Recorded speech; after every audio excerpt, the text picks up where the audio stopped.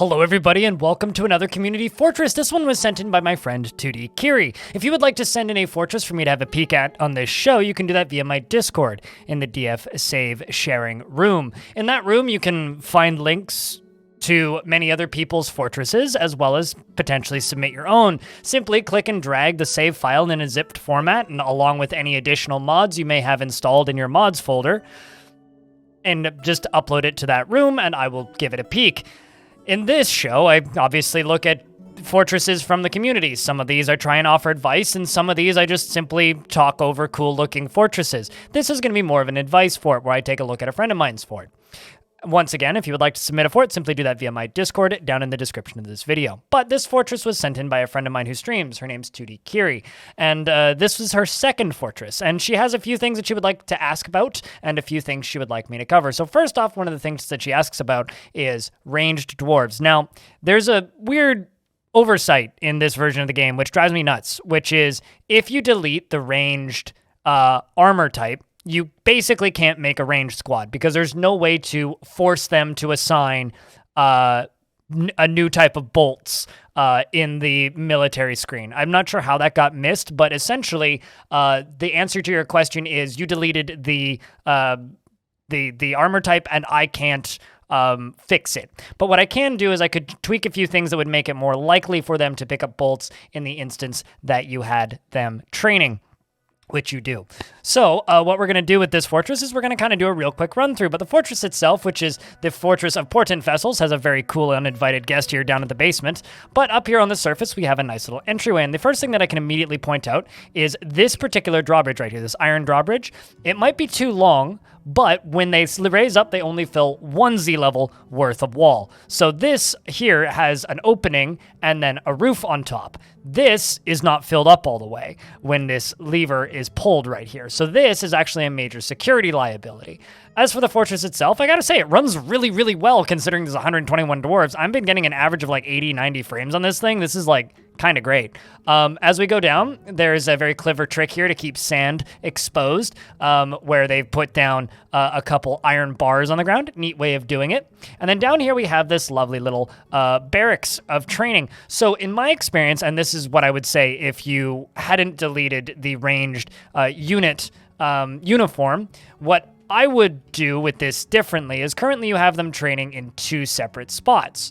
They have them training ranged in this area as well as in all of these. This kind of gives them analysis paralysis and they don't really know where to go. So for me, I either assign them to train in one or the other. If you want them to train dodging and melee stuff, you set them to train in here. If you want them to train ranged stuff, you set them into the ranged zone. Of course, they are pointed in the correct direction, so that is all good. And then the next thing I would like to point out is when you're setting up for ranged, I would recommend not setting any bins for the ranged ammo dumps. And also something else that I noticed in here that will cause you problems entirely is if I actually go into the settings for this, you don't have any quality allowed on these. You do want to allow these. Otherwise, just the stockpile is not going to work. So you want metal, bolts, and then quality allowed. Make sure that there's no bins. Whenever a change is made to a stockpile, bins are added back to it. Remove bins.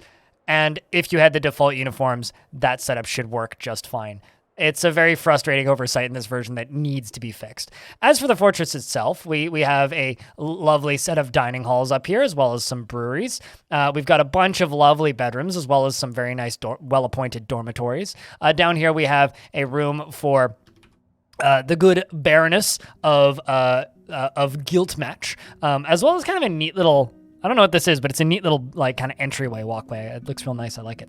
And then over here we have a collection of tombs, as well as a very pretty tomb for the Baroness, of course, as well as some temples kind of scattered about, as well as a whole bunch more dormitories. And then right here is a adorable little tavern called the Silvery Sugar, which has a little artifact here on display, which we're gonna have a peek at. This is, of course, a microcline figurine of Rarest Owl Whisper. All crafts dwarfship is of the highest quality. The item is a masterfully designed image of Rarest Owl Splinter, the deity of mist, depicted as a male dwarf in microcline by Etur.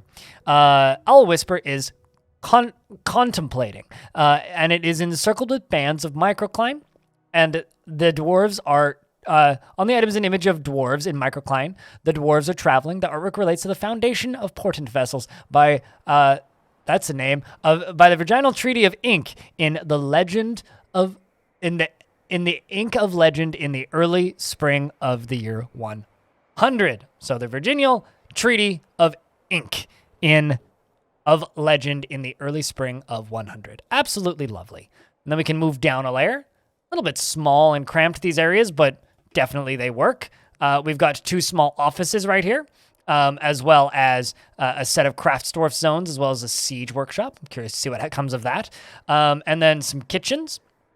A little further down, we have some very large binned-up storage areas for different types of materials and such, as well as some alcohol and what looks like plant barrels mostly, as well as some various other barrels. A little bit further down, we have some forges over here, as well as some more offices, as well as a pretty big little temple right here, and a small pit pond that's being used to keep that well happy. And then right here, there's a little pixel art. Over here, we have another melee squad zone, which they seem quite happy, quite frankly.